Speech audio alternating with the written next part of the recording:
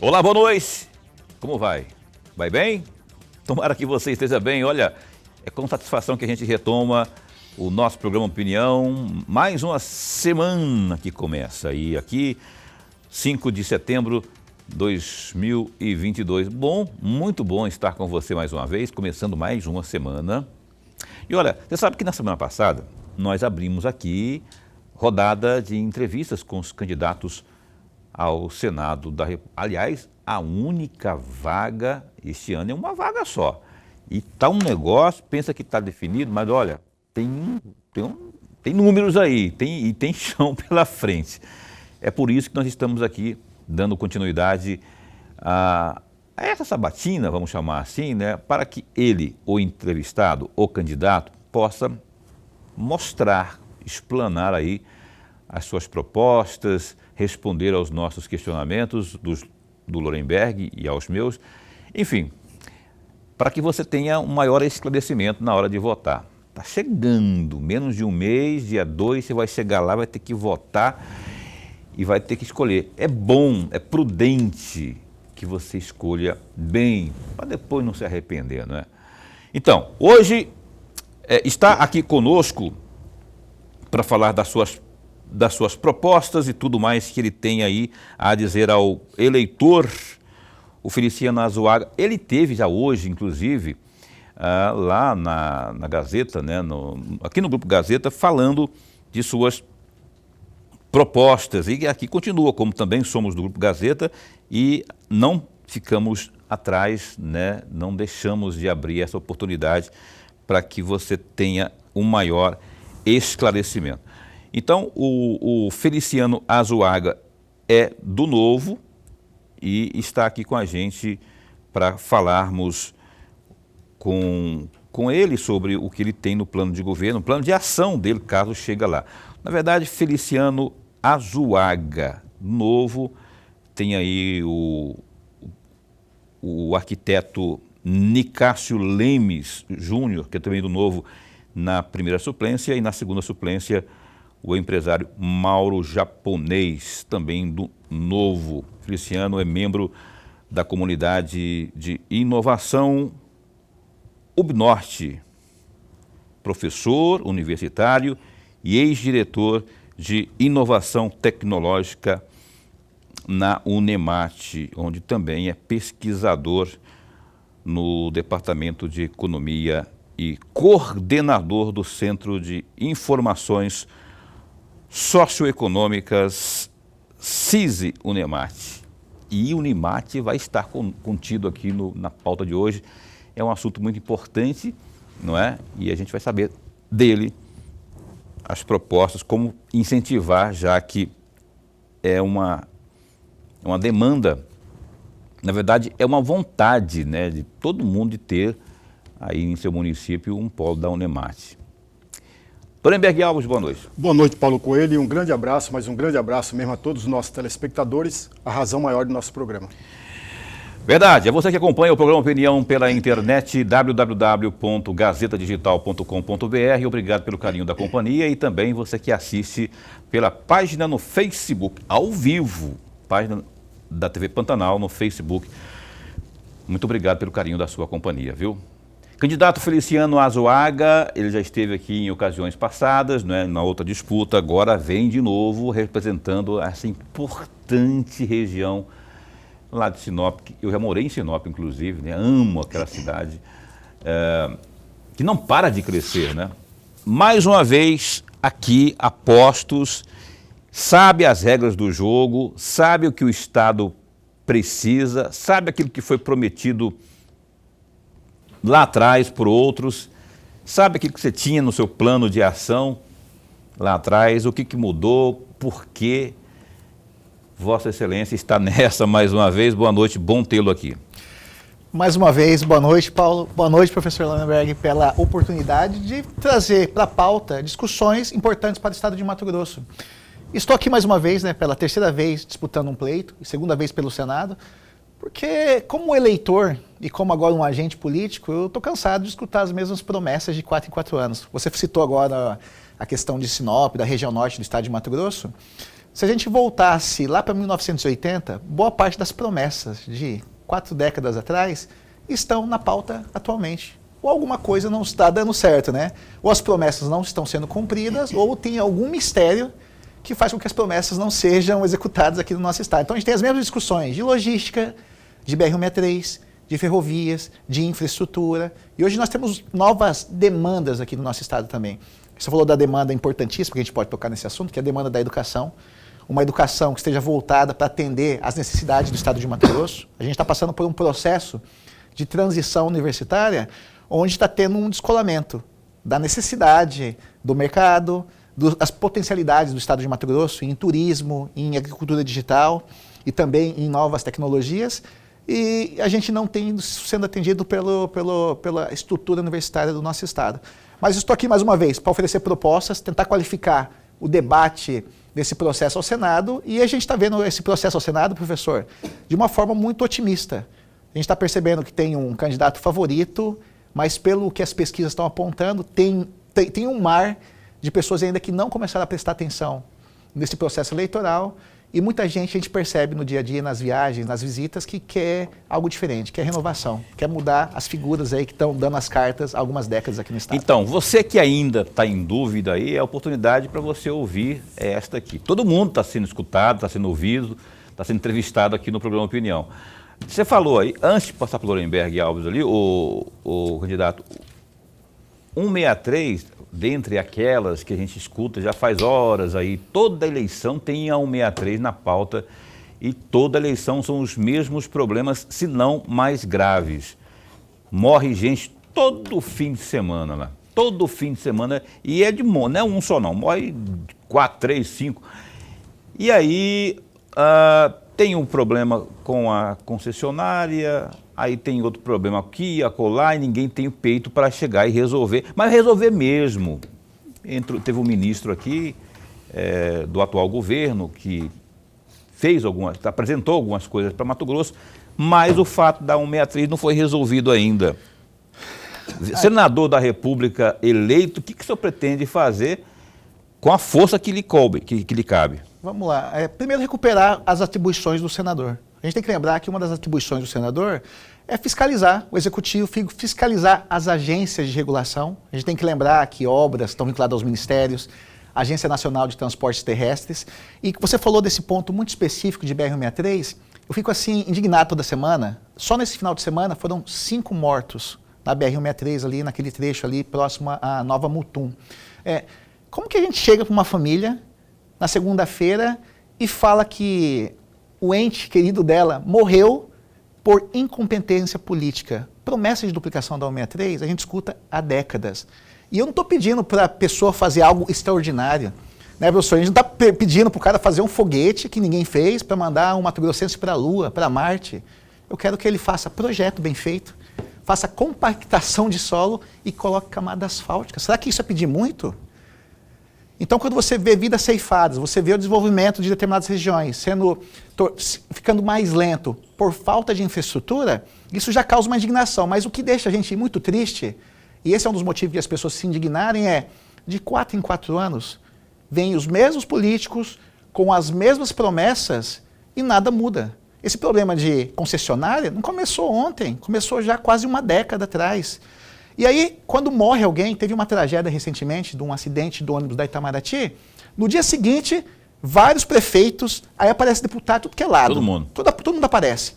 Vamos para Brasília, aí todo mundo tira fotinho em Brasília, agora nós vamos mudar, agora vai resolver. Aí eu falo assim, isso é toda semana ou todo acidente grave. Só para ver como que eles não estão nem aí, só aparecem na hora que o problema estoura.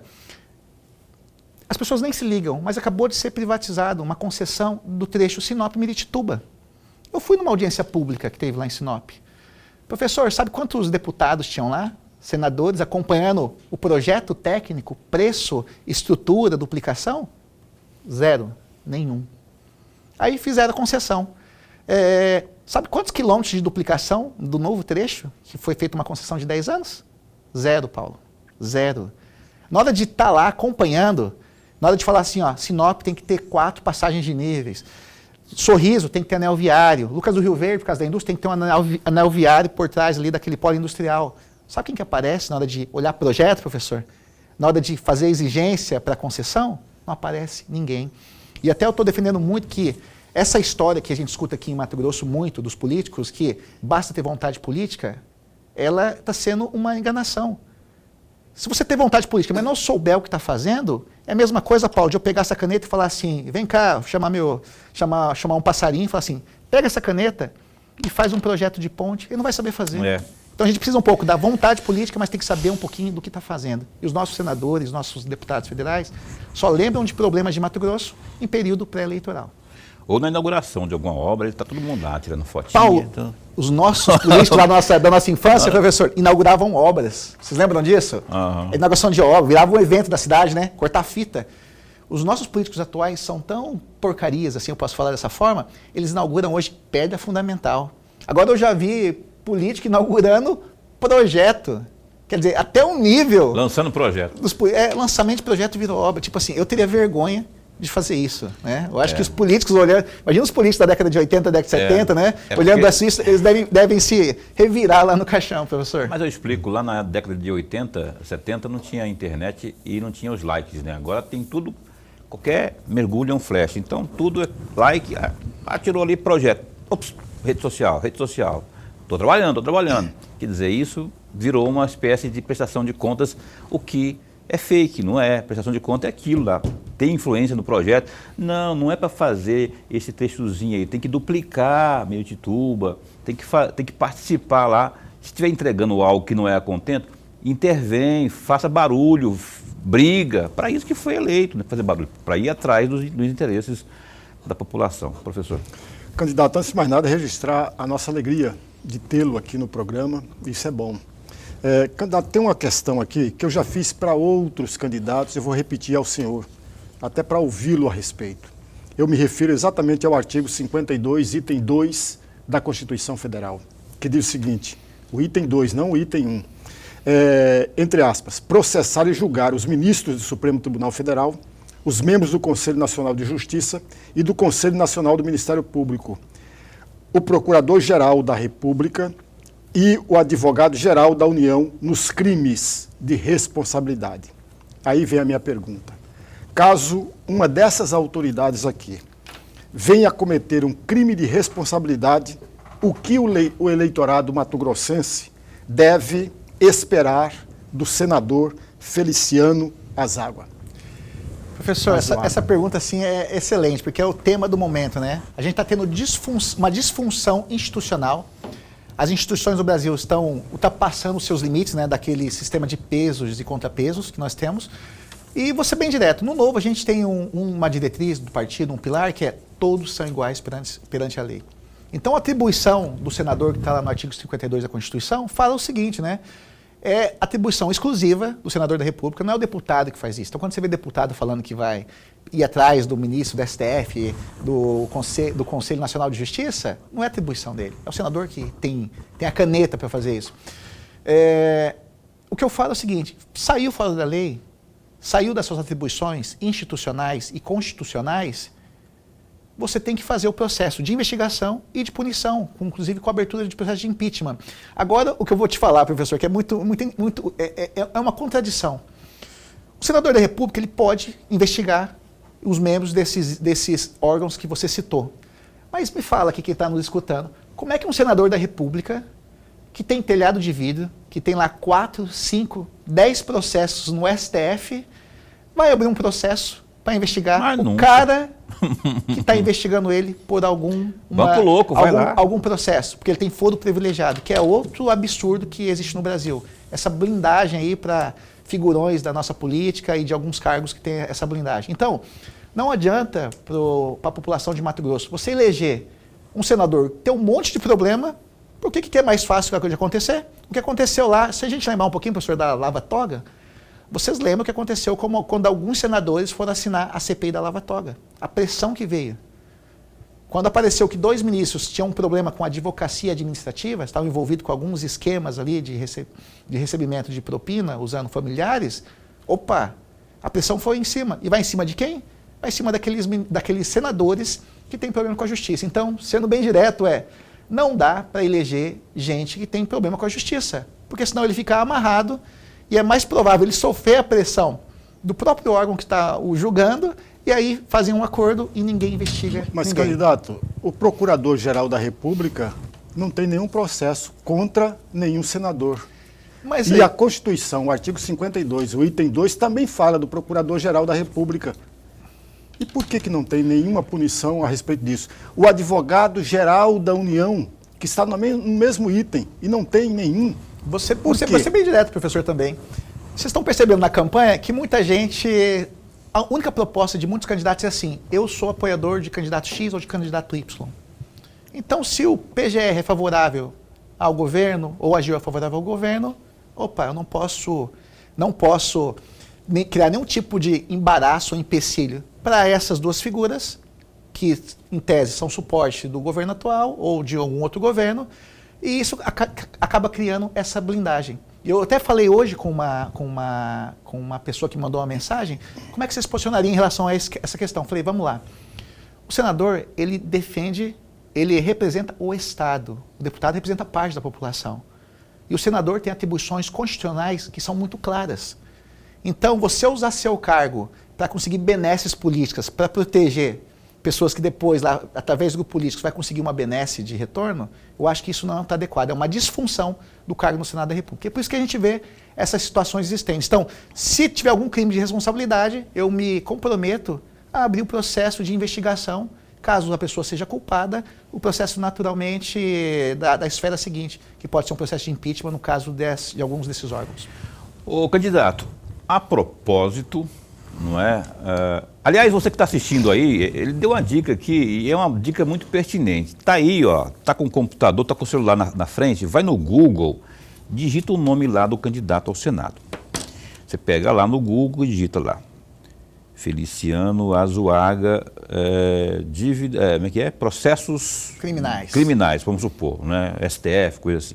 E vai sair lá um monte de informação. A mesma coisa, pega os demais lá, os nomes dos outros candidatos ao Senado. Isso vale para todos os candidatos também, para outros cargos também. E aí você vê, se você quiser usar isso como parâmetro, né? Se o cara tem ou não problema com a justiça. Na minha avaliação, eu particularmente faço isso, né? Porque isso para mim é importante. Não ser ladrão, não ser corrupto, para mim é muito importante. Nessa seara que foi falado aí, o artigo, foi falado do artigo 52, eu quero falar do artigo 2º, que você também deu uma pincelada, porque é aquela da atribuição, né, dos poderes, quer dizer, a independência dos poderes, né? E eu queria um comentário seu para o assunto mais fresco desse fim de semana, decisão aí do Supremo Tribunal, de um ministro do Supremo Tribunal Federal, o senhor Barroso, quanto à questão dos enfermeiros, né, da enfermagem. Ele, numa canetada lá no liminar, acabou tirando o valor, né, daquela lei que foi tramitada, votada e aprovada e depois sancionada pelo presidente. E aí vem o ministro, atendendo a um segmento, dizendo que aquilo lá que não pode, porque não tem fonte, que não sei o que, assim que foi tudo discutido. Não é uma interferência, um senador da República não tem que ficar atento a isso aí. Com certeza, essa é uma anomalia que a gente está tendo no Brasil atualmente. O ativismo judicial, a definição dos limites dos poderes. Então, quando você tem um poder tripartite, onde se você tem funções muito específicas para o legislativo, para o executivo e para o judiciário, aí você começa a se confundir, você cria uma celeuma, você cria essa patologia de aumentar o risco jurídico. Então, nessa situação específica do Barroso, ele está claramente invadindo uma competência que era para ter se resolvido esse problema lá no Congresso. Então, se tem um problema, que o Congresso reavalie isso novamente. Eu escutei hoje vários parlamentares das duas casas justamente falando sobre isso. Mas o Brasil virou uma confusão. Eu gosto de falar sempre o seguinte, quando o assunto é áspero, o que aconteceu muito, a gente viu na pandemia. Eu lembro quando eu fazia comentários sobre a pandemia lá na minha região, eu falava assim, quem que decide sobre a pandemia? Porque as decisões às vezes saíam da União, mas aí via para o governo, aí o governo jogava a responsabilidade para a prefeitura não queria decidir, aí o Ministério Público fazia uma demanda no Judiciário, aí o Judiciário devolvia para o governo do Estado. Aí eu falava. E não resolvia. Aí eu lembro dessa situação, para você que é empresário de restaurante, empresário de escola, lembra da pandemia como era? Você ficava sentado sem saber assim, será que minha empresa abre na segunda? Quem decide? É o MP? É a Justiça? A Prefeitura? Vai vir um decreto da Prefeitura? Então, esse problema das instituições estarem ultrapassando seus limites de competências é um problema seríssimo no Brasil. E a gente tem que, novamente, fazer essa redefinição e o Senado tem que ter esse papel de falar, opa, legislação é com a gente tem que criar esse freio para quando o judiciário também tiver o ativismo judicial, essa transposição dos seus limites de competência. E só para pegar mais um ponto, vamos pegar o exemplo do que aconteceu na esfera criminal. A gente teve vários avanços nos últimos anos em relação à prisão de segunda instância, em relação ao uso de provas, delação premiada. O mesmo tribunal que falava que em um momento prisão em segunda instância era válido, reviu a posição 2, 3 anos depois. Pois é. Então, assim, qual que é a segurança jurídica? Né? E eu lembro sempre aquela famosa frase que é atribuída ao ex-ministro da Economia, ao Pedro Malan, que ele fala, no Brasil, nem o passado é certo. Então, sem segurança jurídica, sem o papel claramente definido das instituições, a gente vira esse colapso e essa disputa de poder. É isso que eu percebo hoje. E o novo Senado que vai ser eleito vai ter o papel de, novamente, se reposicionar e recuperar as suas atribuições, porque hoje, literalmente, está sendo ultrapassado com essa situação específica. O Lorenberg vai perguntar, mas assim, eu queria, Lorenberg, você abrir o próximo bloco, porque aí tem mais tempo para responder, não é? A gente tem que ir para o intervalo comercial, aí o professor Lorenberg abre o próximo bloco de perguntas ao candidato Feliciano Azuaga, do Novo. Ele é candidato ao Senado e continua conosco, a gente volta num instante só.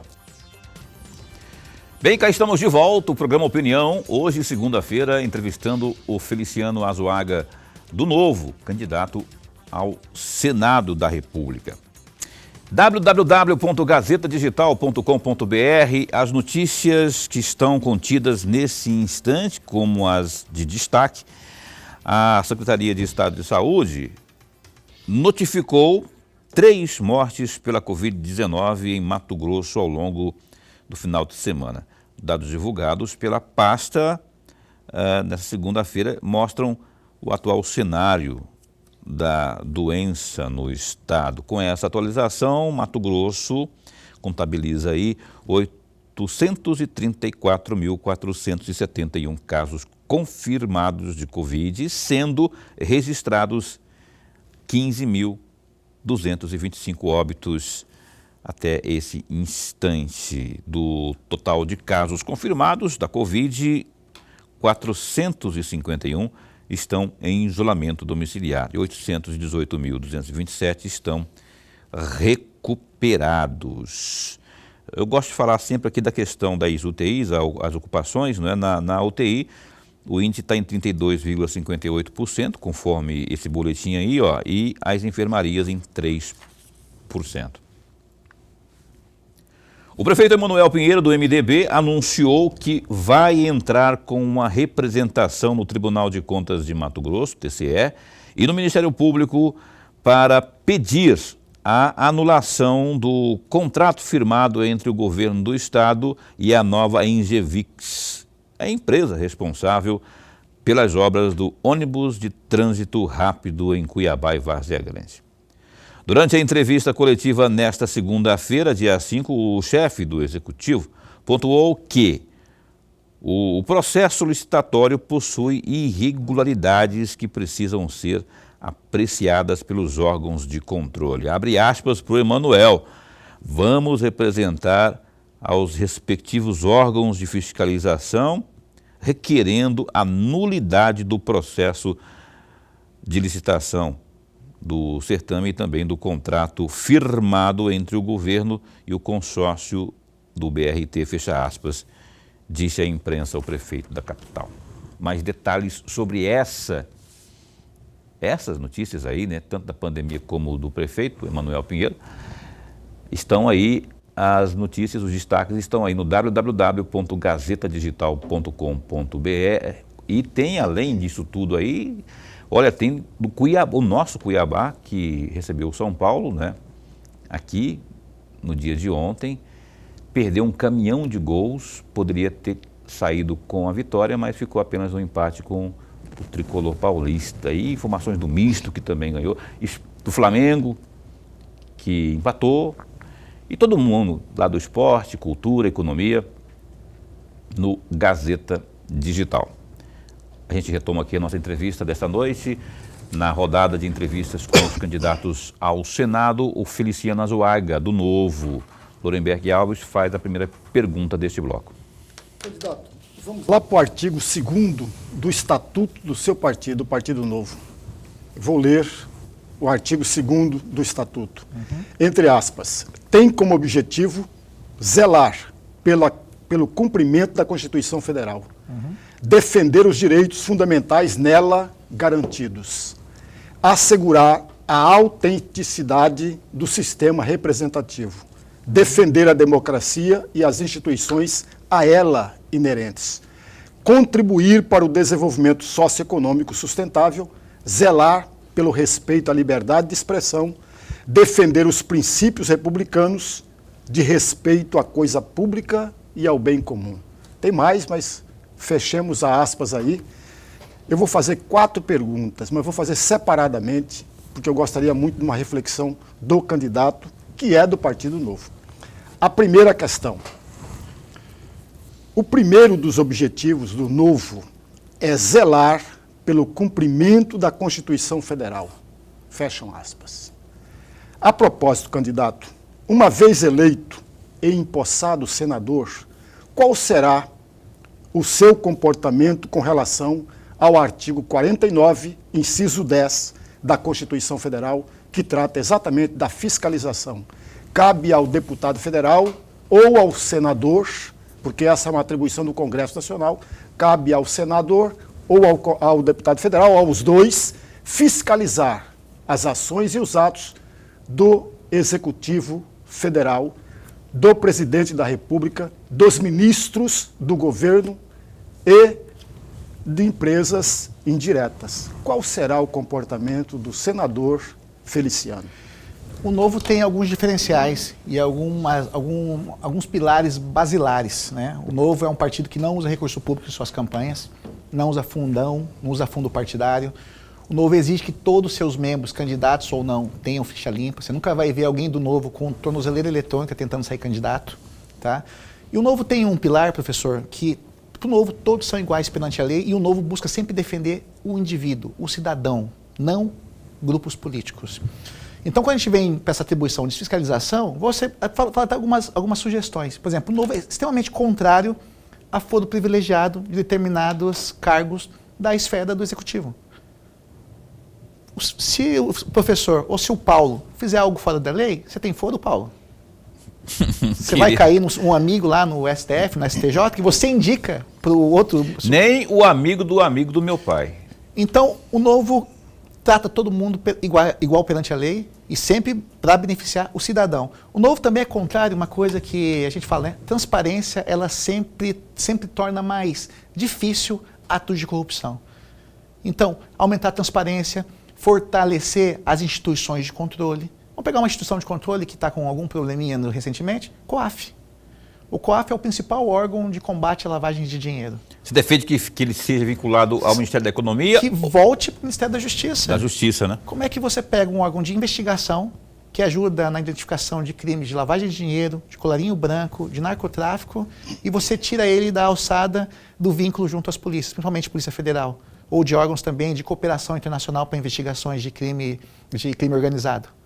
Tá? Então, assim, essa atribuição é uma atribuição para nós muito clara. Se eu estou defendendo o cidadão, fiscalização é a principal atividade do congressista, tanto do Senado quanto da Câmara. Sabe o que os nossos congressistas viraram hoje, professor? Viraram caixas eletrônicos. Paulo, você alguma vez já abraçou o caixa eletrônico do banco quando você vai receber seu salário? Nunca troquei juras de amor com caixa eletrônica. Você está lá porque você se esforçou, trabalhou o mês inteiro, fez por valer aquele salário, você não agradece o caixa eletrônico, ele só está devolvendo seu dinheiro. Os nossos congressistas, professor, ele tem que legislar, ele tem que fiscalizar. O que eles fazem hoje em dia? O recurso que está aqui, esse pacto federativo maluco brasileiro que pega recursos do município, onde seria mais necessário, e do Estado, e vai lá para a União, ele virou um caixa eletrônico. E no Brasil nós criamos um negócio chamado turismo político.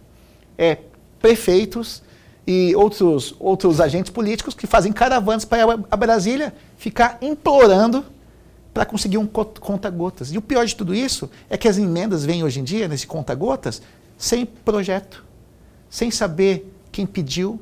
Olha a maluquice que nós criamos no Brasil do tal do orçamento secreto. Se você buscar lá no sistema de quem vai receber 40 milhões, 10 milhões, 15 milhões de reais, o que aparece? Autor do pedido não identificado.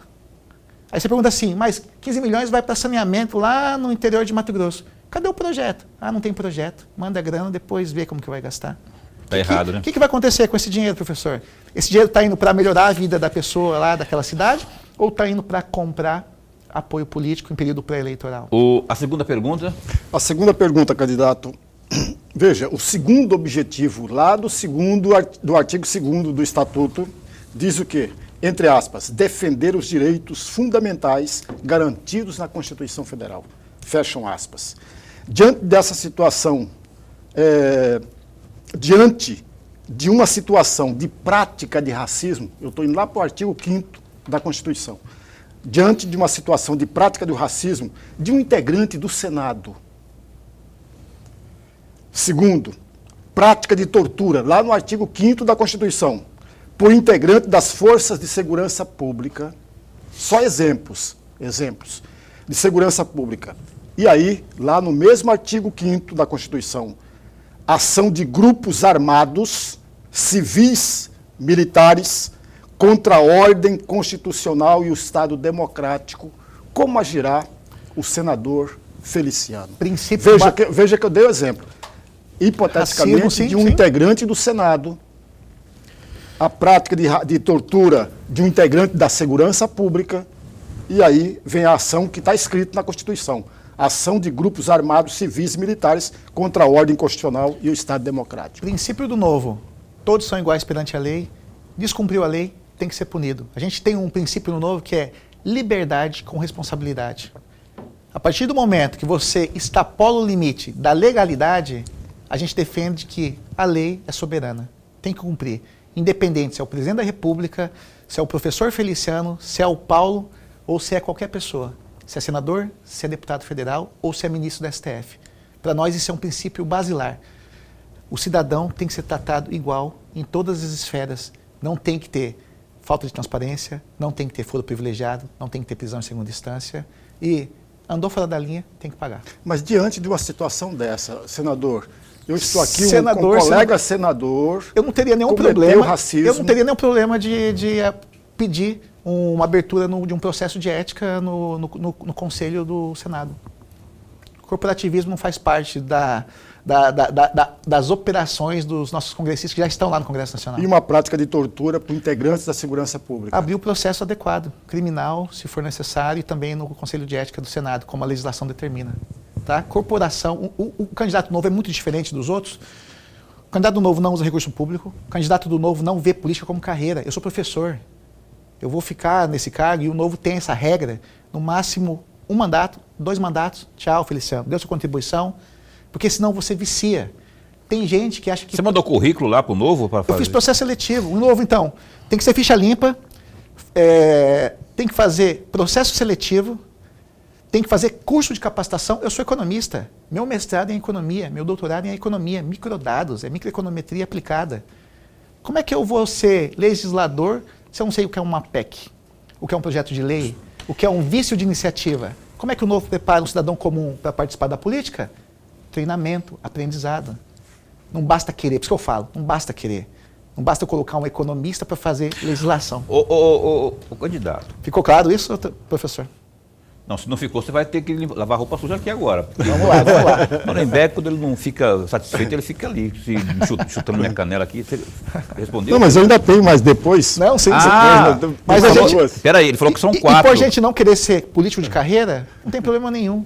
Cometeu o crime, vai pro pau. O Norenberg falou que são 4, foram 2. Então, eu queria que você acelerasse as 2, porque a gente tem 4 minutos para respostas, perguntas e respostas. Mas nós vamos no terceiro eu bloco. deixar para o Vamos lá. Porque... Então tá. Então faz mais um neste bloco. Faço. E aí a quarta a gente deixa para o último bloco. Tudo bem. Lá no terceiro objetivo, candidato, lá do artigo 2 do Estatuto do Partido. Entre aspas, defender a democracia e as instituições. Fecham aspas. Quando o senhor deparar com a agressão à democracia, com a agressão às instituições, agressão cometida, de novo, hipoteticamente, agressão cometida por um senador, por um colega senador, ou por um integrante do governo, ou por uma pessoa de qualquer segmento da sociedade, não importa se é empresário ou se é trabalhador, como o senhor irá proceder diante dessa agressão às instituições e à democracia? Isso é algo muito comum atualmente, inclusive isso é uma pauta do dia a dia. A gente vê as pessoas atentando contra as instituições consolidadas no país e também atentando a democracia, não querendo respeitar resultados de eleições que já têm um processo que vem no formato eletrônico há algumas décadas. Então isso também eu vejo como um retrocesso. A gente polarizou a discussão política, as pessoas se veem como hoje como inimigos, que um tem que destruir o outro. Então isso é péssimo para a democracia brasileira, que é uma democracia recente. A gente tem que lembrar que o fim da ditadura no Brasil aconteceu um pouquinho depois que eu nasci ali, eu nasci em 80, foi ali na retomada da democracia em 85, né, com o Tancredo. Então assim, eu como senador, descumpriu um dos princípios constitucionais, mesma coisa.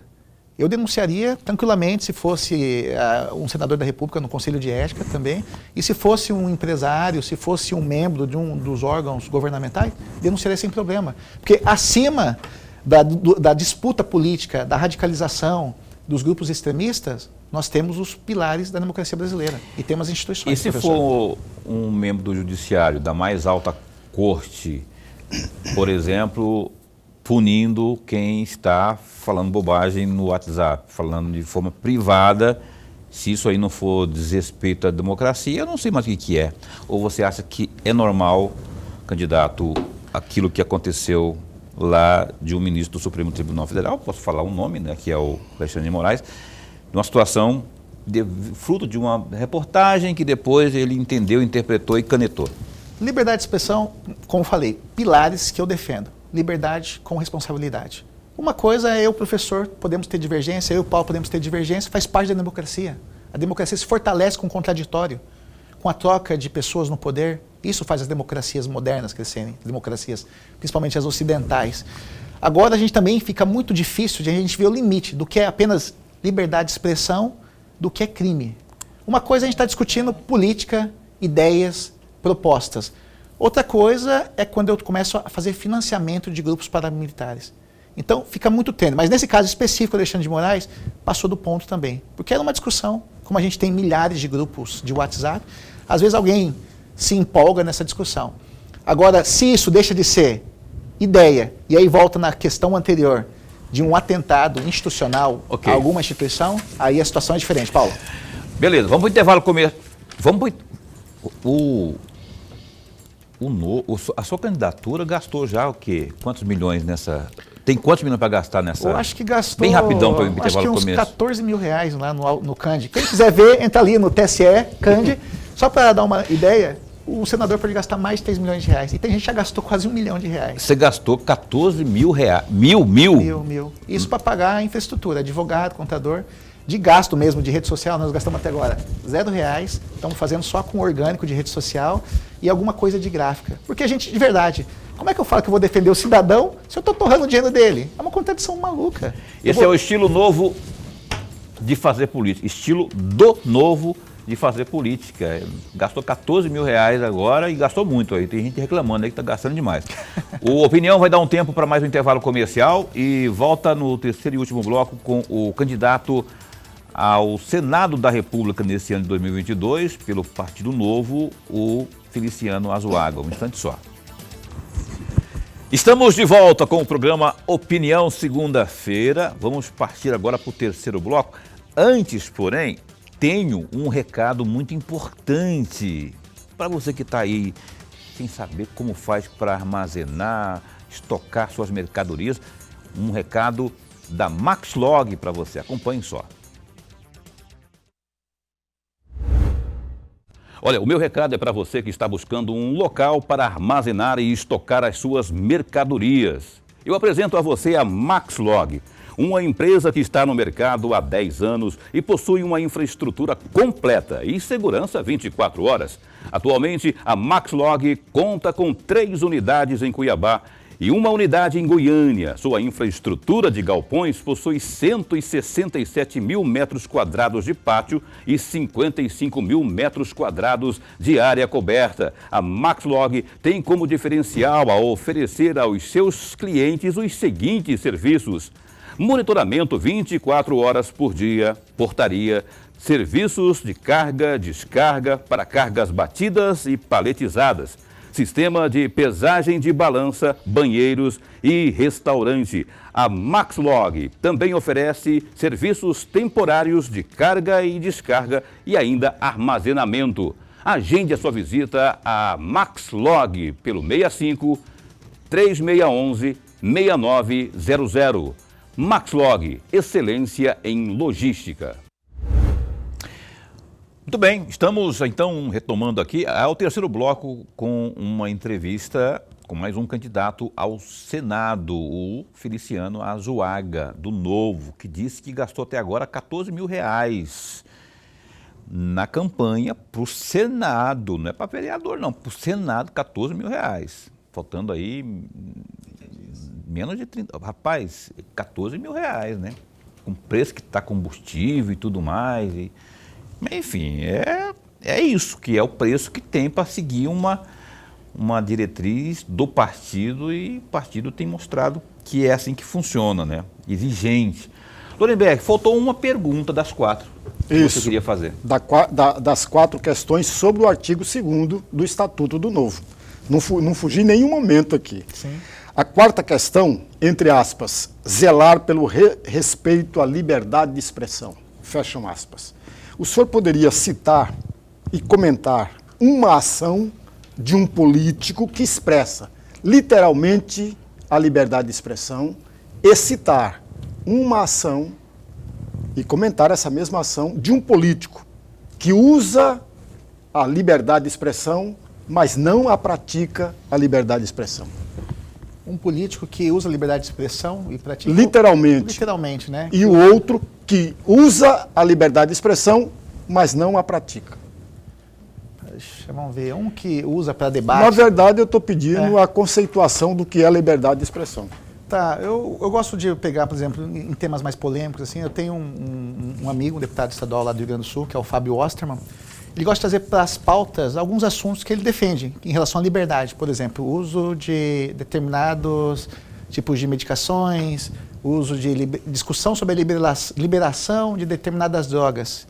E o Fábio Osterman, ele consegue usar bem a liberdade de expressão para levar para os debates, para discutir, que ele acha que isso deve ser pautado e deve ser discutido lá na Assembleia Legislativa do Rio Grande do Sul e também no Congresso Nacional. Então é um político dando esse exemplo especificamente.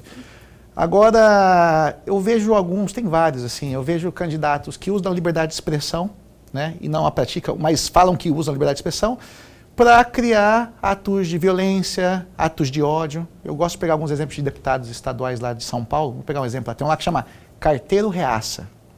Tá? Então, ele usa desse seu papel junto à Assembleia Legislativa de São Paulo para incentivar ódio a determinados grupos políticos de ideologia contrária. Então, só para deixar esses 2 exemplos. Acabou, né? Tem mais 4 aí. Não, as 4 já foram. Tem mais 4 não, né? Do 2º artigo, sim. Aí tem outras 50 ali.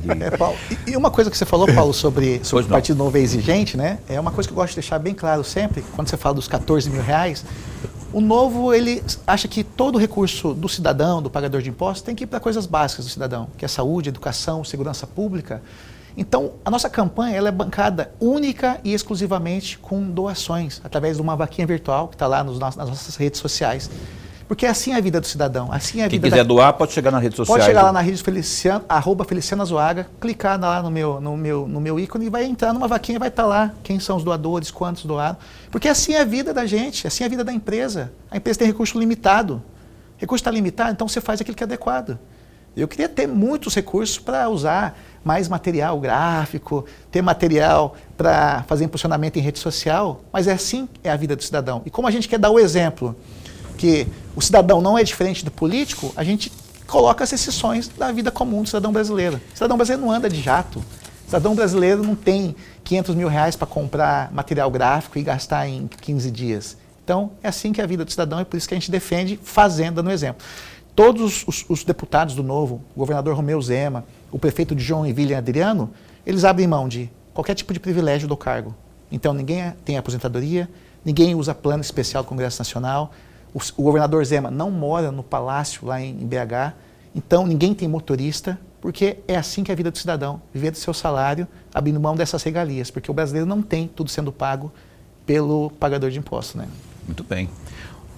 Mas você, candidato Feliciano, você tem o absurdo de 9 segundos para expor todas suas propostas aí no horário público. O que é possível fazer com 9 segundos no horário eleitoral, né? Se não lançar a mão de programas de entrevistas, vocês estão no sal. A gente usa a criatividade para ultrapassar esses limites aí de tempo e limites financeiros. Então, a propaganda de 9 segundos, a gente só fala o nome, fala que é uma nova opção e coloca o nosso link da rede social. Mas através da restrição que a gente descobre o que funciona e o que não funciona. Então, é uma campanha extremamente barata, que usa muito as mídias digitais. Por exemplo, a gente está aqui hoje conversando, nós três, e nós estamos na rede mundial de computadores. Esse material vai ser replicado ao longo de toda a campanha. E isso custou para a gente R$0. Eu até agradeço a oportunidade de falar e gerar esse conteúdo de boa qualidade, porque é assim que a gente aprendeu a fazer a campanha. Porque quando o brasileiro está apertado, ele se vira. E a gente lá no Novo faz a mesma coisa. Então, com 9 segundos não dá para fazer nada. E os políticos tradicionais, os políticos que já têm mandato, houveram algumas alterações na legislação eleitoral que prejudicou muito a entrada de novos entrantes. Vamos pegar um exemplo que eu gosto de dar aqui, quem está me escutando aqui da Baixada. Olha o que aconteceu com Natasha na disputa ao Senado. Uma candidata... Doutora Natasha, uma candidata jovem, né, professora, empresária, mulher, vinha para uma disputa eleitoral. Aos 48 do segundo tempo, o juiz falou assim, ó, a regra eu mudei, você está fora. Então, assim, a gente no Novo não tem isso do caciquismo. Fiz o seletivo, estou capacitado tecnicamente, passei pela sabatina, mostrei que tenho capacidade de atuar na esfera legislativa, a vaga é minha e aí é enfrentar essas dificuldades para conseguir levantar essa campanha. Mato Grosso, um estado pujante, não é? Um estado que é um crescimento aqui é absurdo. E aí eu queria puxar para o agronegócio, que é a menina dos olhos do estado, ainda que alguns coloquem gosto ruim, não é? Que o agronegócio é coisa de... Enfim, já foi chamado de fascista, de direitista, quando na verdade só faz uma substancial diferença na balança comercial, por exemplo. Como o senador eleito, o Feliciano Azuagua, vai defender isso do ponto de vista da economia e do que gera o agronegócio aqui para o estado de Mato Grosso? Um dos grandes gargalos, tanto do agronegócio quanto do desenvolvimento industrial, onde você também tem empregos de boa qualificação, de altos salários, é a falta de infraestrutura. Quando você olha as indústrias no estado e olha os produtores rurais do estado de Mato Grosso, eles são referência no mundo. Por quê? Você não tem o básico na infraestrutura, você não tem os elementos básicos de alocação industrial, né? Falando de uma forma mais técnica. Para você levar a indústria e para modernizar a agricultura, no mundo inteiro você precisa de algumas coisas. Primeira coisa que você precisa, logística. O agricultor é altamente produtivo dentro da porteira, quando sai da porteira ele precisa de uma BR. O que acontece? Tem um acidente, a BR fica fechada 6 horas. Não tem silagem suficiente, o Porto de Santos não dá conta, o Porto lá de Miritituba não está pronto. Então, logística é um gargalo, que você poderia cobrar mais as agências de regulação e melhorar os marcos regulatórios. Segundo ponto, como é que eu levo uma indústria lá para Colíder, lá para Barra do Bugres, lá para Primavera? De onde que eu vou trazer o meu engenheiro mecânico, Paulo? Aonde está a pessoa que sabe mexer com automação industrial, internet das coisas? A gente tem que importar. Tem que trazer do Paraná, de Santa Catarina, de São Paulo. Aí nós temos um problema na formação técnica. Porque nós temos 3 biomas, nós temos uma biodiversidade, nós temos um potencial de agricultura digital e do surgimento agora da agroindústria, da energia no nosso estado, mas cadê a mão de obra especializada? E outra coisa, eu fui dar uma entrevista recentemente lá em Lucas do Rio Verde, inclusive na última campanha, no meio da entrevista deu um blackout na cidade. Nós não temos energia barata e estável. Aí você tem um pico de energia, queima uma máquina de $800 mil, que o técnico mais próximo está na Itália.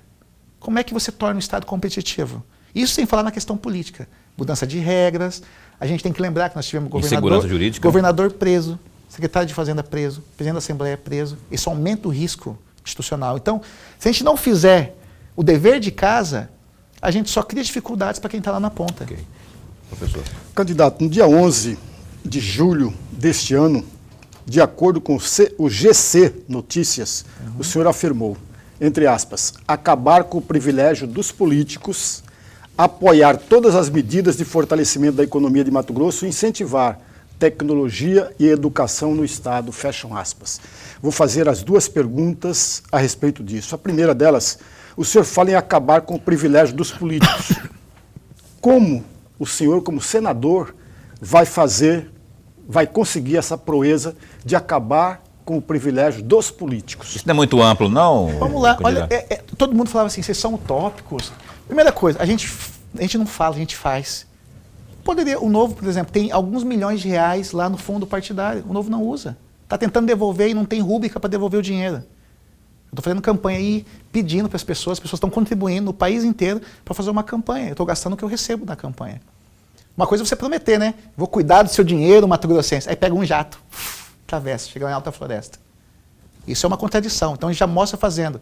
Olha os deputados do Novo, olha o governador Zema. Eles abriram mão de todos os privilégios. Podia ter plano, podia ter 2 motoristas. A Assembleia lá de Minas Gerais tem direito a 2 motoristas, 2 carros zero, carro importado. Todo mundo abre mão. Esse é o primeiro ponto. E uma coisa que já mudou, que a gente percebe, quando a gente falava assim, nós somos o único partido que nós não usamos recurso público na campanha. O que aconteceu nessa eleição? Está cheio de candidato, abrindo mão de fundo eleitoral. Então, quando você mostra que dá para fazer de forma diferente, você começa a ter pressão popular. No Senado tem mais um candidato lá, para deputado federal tem outros candidatos, para estadual tem outros candidatos, no país inteiro falando assim, eu vou abrir mão, porque se o povo lá do Novo faz, o meu eleitor começa a falar assim, pô, o cara lá gastou 20 mil, teve 20 mil votos, você gastou 3 milhões, teve 20 mil votos? Alguma coisa está errada. Onde está indo essa grana? Essa grana que é minha. Isso que o eleitor começa a perguntar. A gente tem que parar de ser trouxa também. Eu falo assim, quem bajula político, meu amigo, paga a conta. Se você ficar bajulando político, ele te trata como pagador do salário dele e das coisas que ele vai gastar.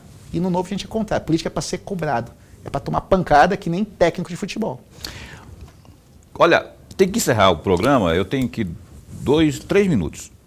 E eu vou falar da Unemate, porque você foi diretor da Unemate, candidato, e eu vi uma experiência muito boa aqui do IFMT. Eles lançaram um curso lá, rapaz, para capacitar técnico de instalação de placa solar.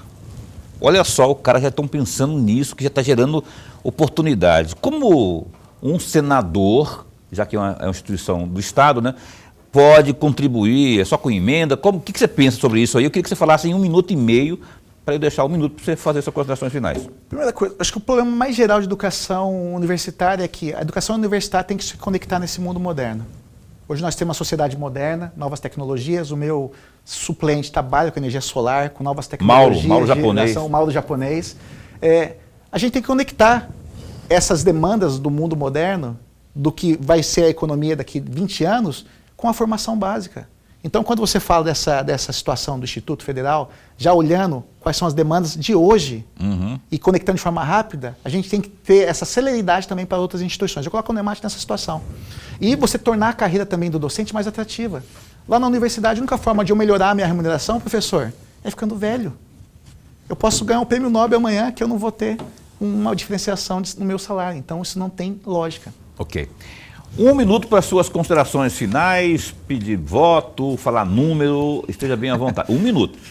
Sou Feliciano Azuaga, eu tenho 41 anos de idade, sou professor universitário e durante boa parte da minha vida eu fui aquele militante de sofá, aquele cara que só ficava enchendo o saco dos amigos, falando de política, reclamando da vida, mas que não fazia nada para mudar essa situação. Eu decidi me colocar à disposição porque eu acredito de verdade que política é lugar para o cidadão comum, que o cidadão comum vai resolver os problemas dele. Eu não acredito que político profissional, que só lembra da gente de 4 em 4 anos e que fica andando de jatinho e gastando o nosso dinheiro e sem prestar contas, está preocupado em resolver os nossos problemas.